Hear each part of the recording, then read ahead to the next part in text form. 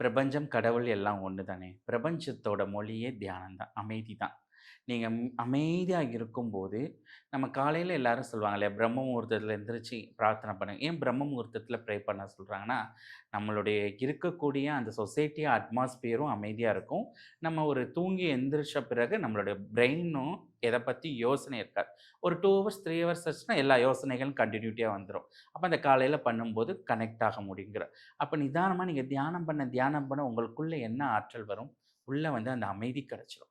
அப்ப நீங்க ஒரு மதியம் 12 மணிக்கோ, இல்ல ஈவினிங் 4 மணிக்கோ ஒரு தியானம் பண்ணும்போது கூட, பிரம்ம முகூர்த்தத்தில பண்ண எப்படி ஒரு எனர்ஜி இருந்துச்சோ, அதே எனர்ஜி தான் இருக்கும். அப்போ அந்த தியானம் பண்ணும்போது ஏற்படுற அமைதி தான் பிரபஞ்சத்தோட மொழி. அங்க என்ன நம்ம சிக்னல் குடுக்குறோமோ, அது இது யுனிவர்சலுக்கு போயி, அது நம்மளுக்கு ஐஸ்வர்யமா, ஆரோக்கியமா, உறவு முறையா, பல விதங்கள கனெக்ட் ஆயி நம்மள்கிட்ட அட்ராக்ட் பண்ற மாரி ஒரு சூழல இந்த சிருஷ்டி பண்ணுது. ஓகே.